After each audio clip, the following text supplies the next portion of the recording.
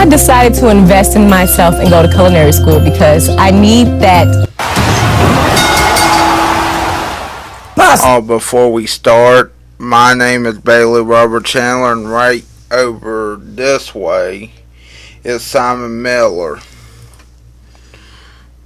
Night SmackDown hailed from Manchester here in the United Kingdom, and you may be asking yourself, Simon, you're from the UK, why didn't you go? I don't really have a very good answer for that. I probably should have done.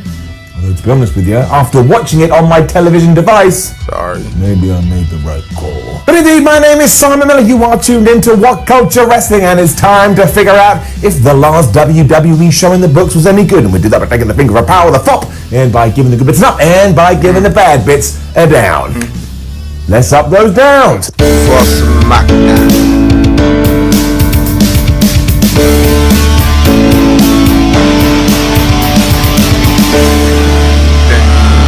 Ups and downs. Does anybody actually know why Tawny Baldy, aka Baron Corbin, is mad at Roman Reigns? He was in the ring to do an opening show promo, and all he said was this: Roman Reigns is so great, Roman Reigns has won a load of championships, Roman Reigns has won the Royal Rumble, Roman Reigns is the best. However, ever since he got sick and came back to the WWE, he's realised he needs to balance his time and balance his life better, so now he spends loads of time at home with his family. Good!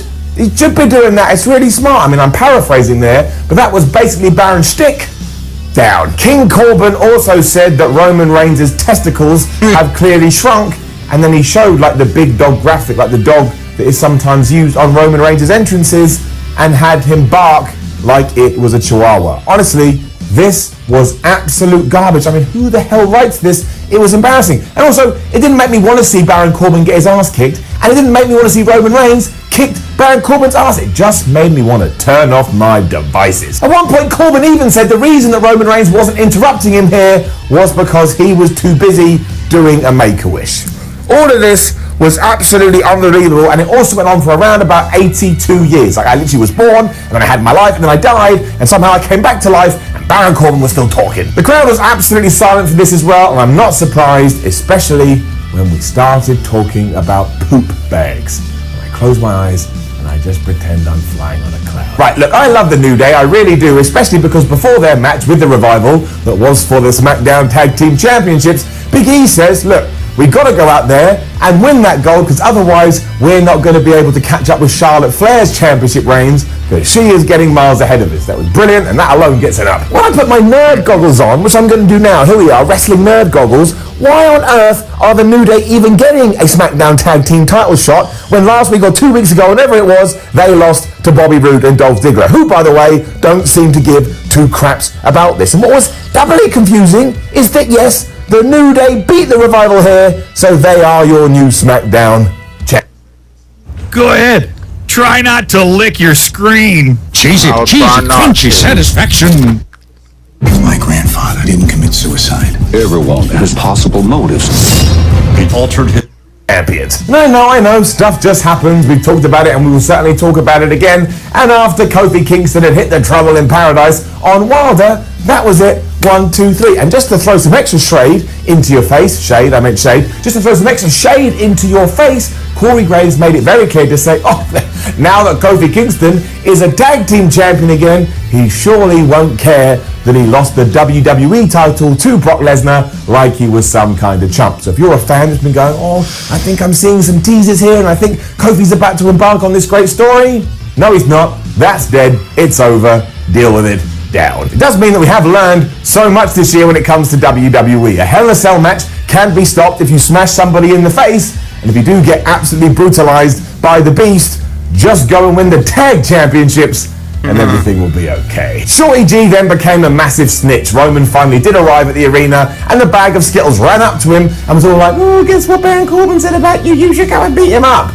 So we're really doing a great job with that character. We also saw Sami Zayn, Shinsuke Nakamura and Daniel Bryan having a little chat. And of course, Sami Zayn is still trying to recruit Daniel Bryan into his team. And he was saying, look, if I had been in your corner a week ago, you would now be stood here as the NXT champion. But clearly you don't believe me. So later on, watch Nakamura and Cesaro taking on Ali and Shorty G And finally, you'll have all the evidence you need, and we'll get into that later. Heavy Machinery were in the ring, and we never found out who they were meant to face, because before we even got there, NXT's Imperium arrived, and they absolutely kicked the hoo-ha out of Otis and Dagger up. It was crazy to me to see Walter on the main roster, just because I'm so used to seeing him over here on the British indie scene that it makes your brain go a little bit crazy. And not before long, the New Day were out there with a bunch of other geeks, and they changed Imperium away. Now, this wasn't as good as everything we saw on last week's SmackDown, just because that was really impactful and, we didn't see it coming, but it was still good, and this NXT Invasion angle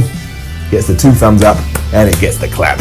On the side note though, SmackDown, you need to get better security. Like, if someone kept attacking me on ups and downs every single week, I would just employ someone to watch the door to go, "Come in for your ticket, please." If they have a ticket, get rid of them. Sasha Banks and Bayley interview was next, and I'll give you the short version. It was them that created NXT. They put the women's division on the map so Shayna Baszler can kiss their asses. And also later on, Sasha Banks is going to beat Nikki Cross in a match.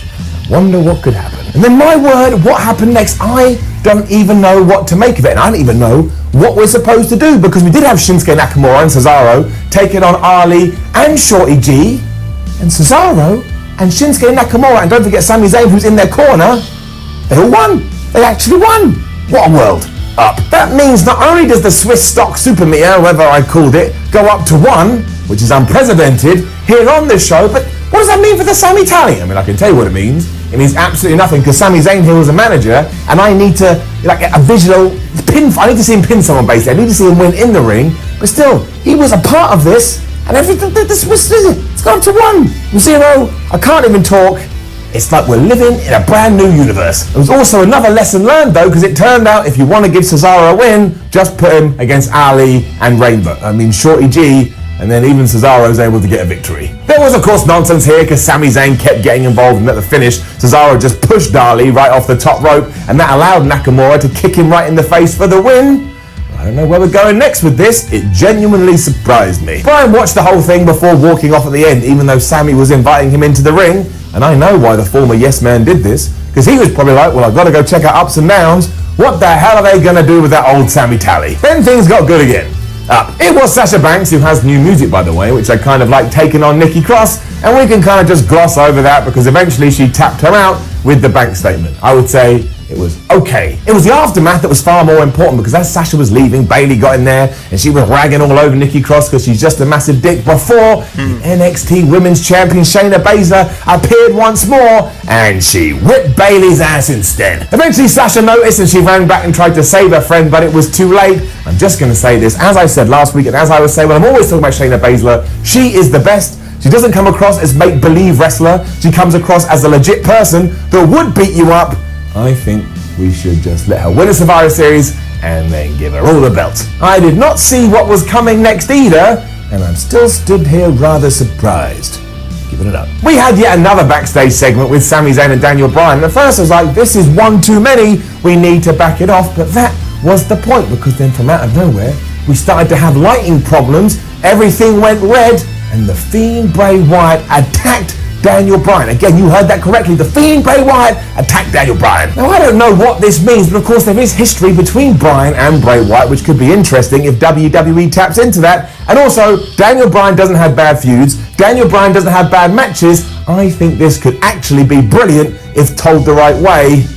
Got me all excited in my guts. Okay, as we said a few weeks ago, I was very impressed with Tyson Fury when he did fight at Crown Jewel, mostly because you have to take it in the context it was presented to us.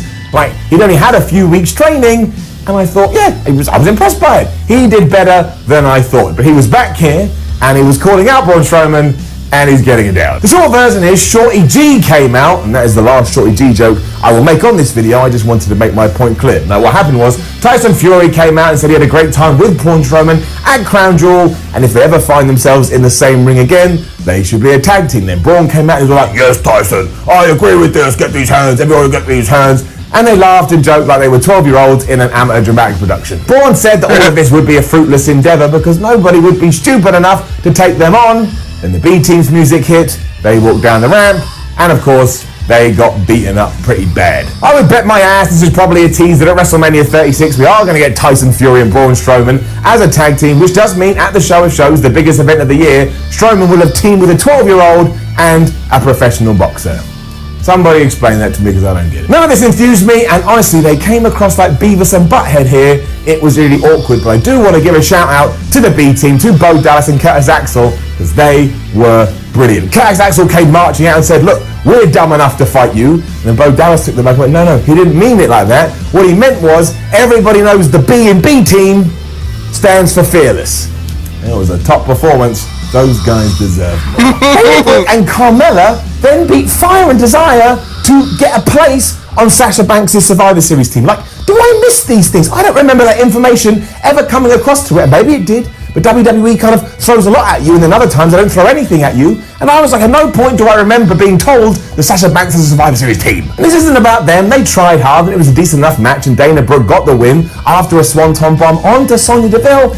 But it was just everything afterwards when Michael Cole went, well, I guess that means they're going to be on Sasha Banks' Survivor Series team. What Sasha Banks Survivor Series team? I really just do need some build or some logic at some point. This was like getting home and your partner just screaming at you, I'm pregnant, and then they just leg it out the door before you get to ask what's happened, especially because you never had sex. So you need some answers, but nobody is forthcoming. You just sit there dumbfounded, and that is exactly how I felt here. So I haven't said it already. Down. It was then main event time, and of course it was Roman Reigns versus Tawley Baldy, aka Baron Corbin. This is not for me.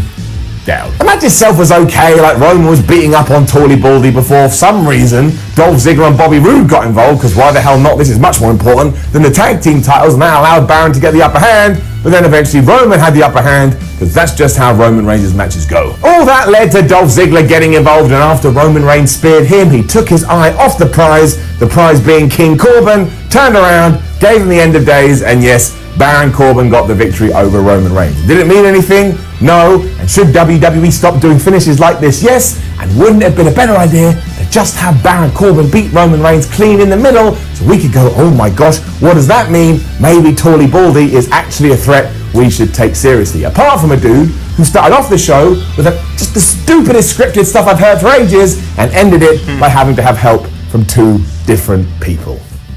I don't get it, man. I don't know what has happened to SmackDown. Which means when we do get our spinning arrow up, I've got to give it a down this week. I watched a lot of this show, absolutely perplexed. I know sometimes when WWE comes over to the UK, they go, we'll have a more relaxed show or more of a nothing show. But this one was just baffling, and this one was just weird.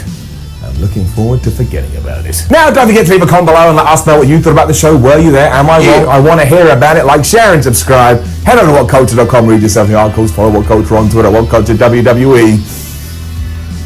Watch more videos here on What Culture Wrestling. Genuinely forgot. I was going to do my gold dust thing. I thought, oh, what am I talking about? I'm tired. My name is Simon from What Culture. Thank you very much for watching. And don't forget, tune in tomorrow around about the same time, because we got to up those downs for AEW Full Gear. And if you want to hear what I think the secret surprise is, go on What Culture's videos, YouTube thing that you're on right now, and find Chris Jericho, big surprise, why AEW. You'll see what I mean. I think I'm right.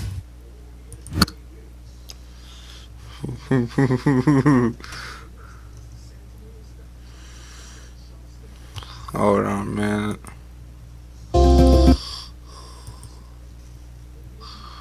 Now what was I gonna look up? Oh yeah.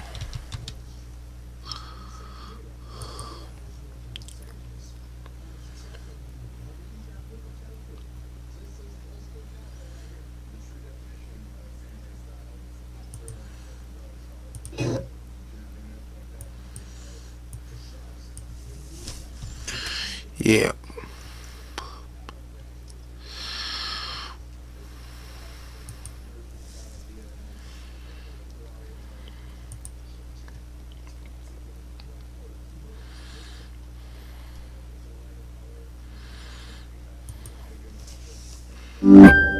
Uh-oh, no Wi-Fi at your in-laws' house? It's switching time. And now, it's Netflix time. Watch Netflix offline. Switch to Chromebook. Romantic. Oh, I don't know what that word was called. MAMMANA Studios.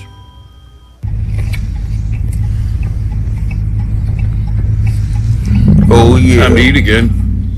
Where Yeah. am I? Let's see. I know where I am. Yeah, I know where I'm at. Place.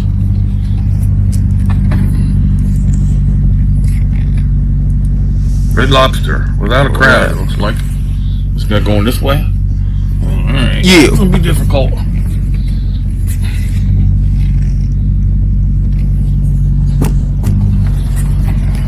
There's a spot over here? Yeah.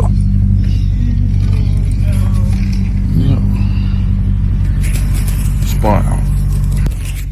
We're gonna get. We're going for the unlimited shrimp. You said all you could eat. You fuck. Let's see what's like in there. You know what he looks like? You know, never mind. He looks like that guy from Back to the Future. Allentown, Pennsylvania. Not far from home. And yes, I have watched that. Don't ask questions. It's about 12 miles. Army Navy, remember that? Red Lobster. You're just enjoy this. I don't know. It's time to eat. Sometimes there's a line here you gotta wait. Oh, good. It's not crowded.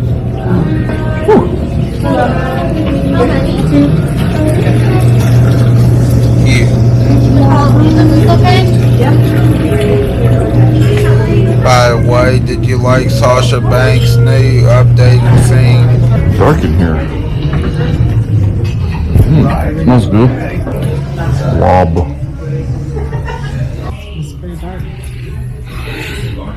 Dark and gloomy, or what do they call that? 210, 210, 210. I'm hungry. Sometimes we used to have to wait in line here for an hour, which I didn't never like. I'm glad there's not many people here today. Well, it's like 4:30 p.m. Wednesday, I think. Time and days don't matter. It's a nautical theme. N. We're waiting for them buttered rubber biscuits. Rubber biscuit. Bow, bow, bow. Where are they? I know, but I want them. Sorry, I'm also looking at Facebook while. Let's have some. It smells good. Oh, look. Mm. Look at that. Yeah.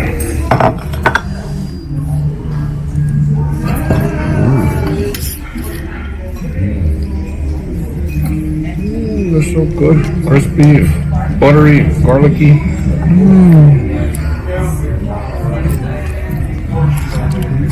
I can hear the crunch. Now I'm looking at Broca's. You make these once, didn't you? Yeah, I had a recipe for them. Did you make a video of it? No. Oh, well, you have to, huh? You sure you didn't? I'm sure. It's good. We don't want to fill up on them, though.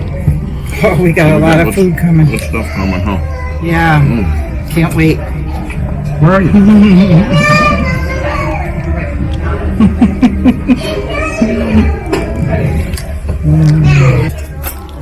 Who made the salad? Who made the salad? Red Lobster. Blue cheese dressing. I got one too. Right?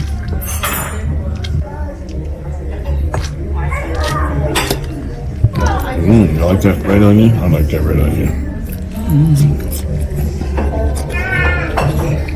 Like your croutons? I do.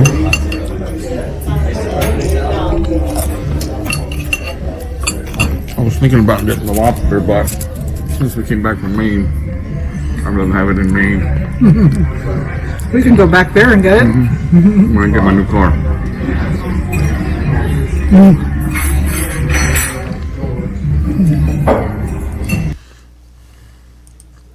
Admiral's Feast.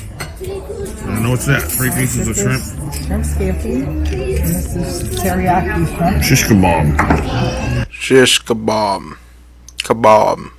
A little mashed A lump of potato. potato. Coleslaw. So, you can know, I only been to Red Lobster a few times. Help yourself.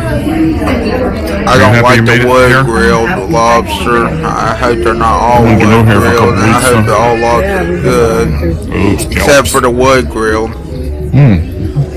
Wood grilled sucked.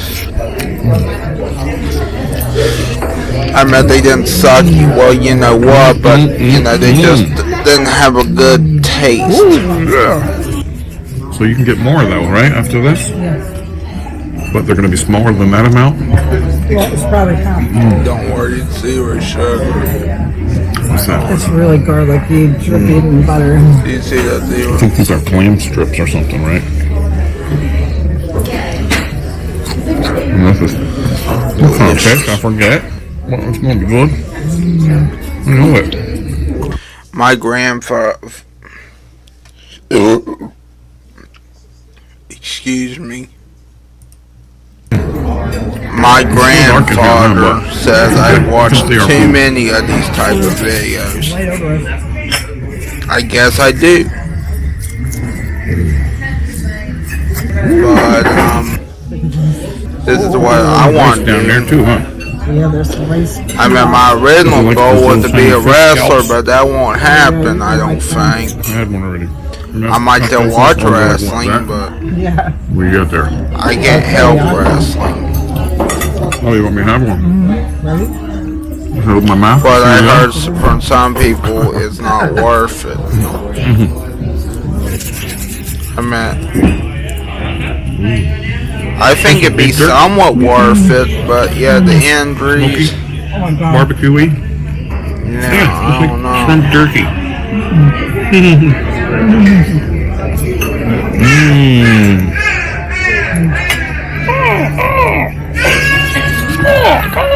That teriyaki sauce is so good.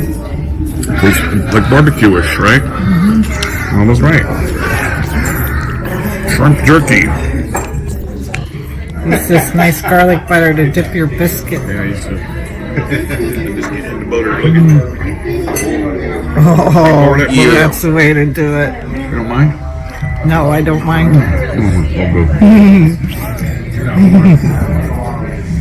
Or the Is it garlic shrimp? Shrimp scampi. Oh. instant. Wasn't that usually on noodles? Well, I have to pick my own side. I pick mashed potatoes. Oh. Or I can put the rice. It's the same thing. Same thing. 2 shrimp scampies? Yeah. Bruh. I think you should. May I? Please do. It's good, huh? I better concentrate on that, huh? Yeah, I know. Start eating, stop playing around, drooling on it. This fish is good too. Cod. Yeah. Bazinga. Good job. And I'm gonna meet him up. Did you say meatball or just on go back to just a Good job. And I'm gonna meet him up. It sounds like you say meatball. There's no meatball, man. We're getting full. You ordered more though, huh? Yeah, but I'm really full. I'm getting full and I got the hiccups. Now that I could hear. I could like hear. That's a sign.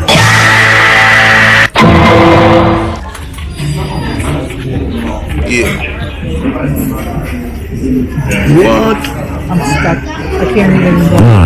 I can't eat any less. How much is this gonna be? 120. Good. Full hump.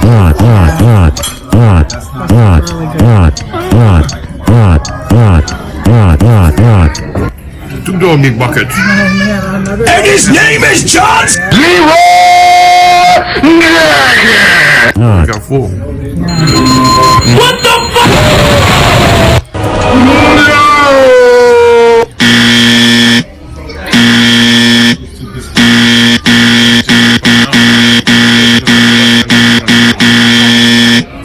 Eight. Oh, yeah, they were going to give him more than I was gonna give him 10, so he wants 8. Alright. 44. 44.80. Let's see what this plate here. Don't yell at me. We always give good tips. Yes, we do. I was going to give him 12. Take a picture of it for our taxes. Yeah, for our taxes. This meal was deductible, you know. And we're making a video. Why you being a dickhead fool? Stop being a dickhead. Don't worry, no dickhead. Cool, let's go outside. Alright? You wanna walk out with me? Here, get in my pocket. Go ahead. In my pocket. There we go.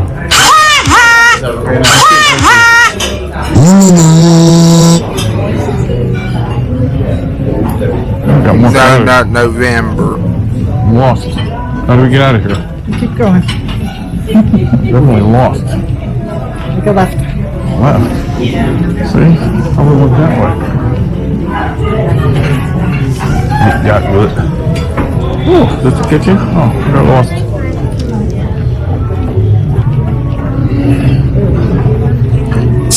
Smoke weed.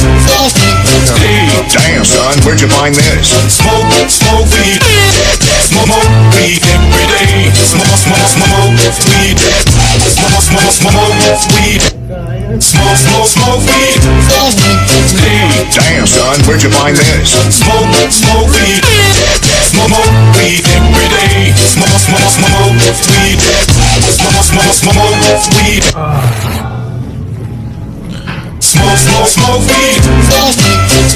Damn, son, where'd you find this? Smoke weed. Smoke weed every day. Smoke weed. Where are you?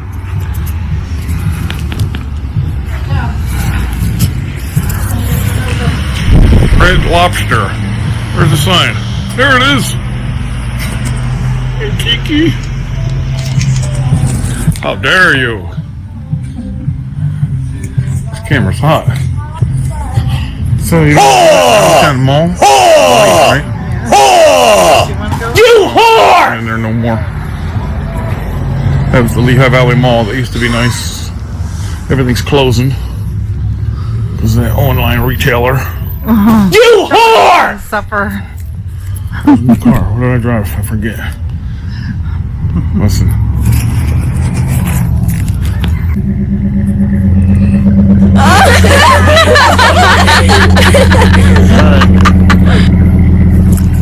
See you later. Stop by Red Lobster if you want. It's good.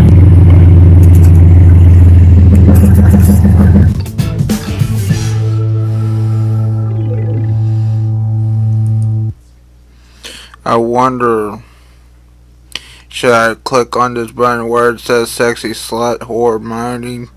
Nah, I better not. Yeah, I'm on my instance. Okay, I guess that's it for now. You whore! That's what I would like to say to my middle school teacher, but nope.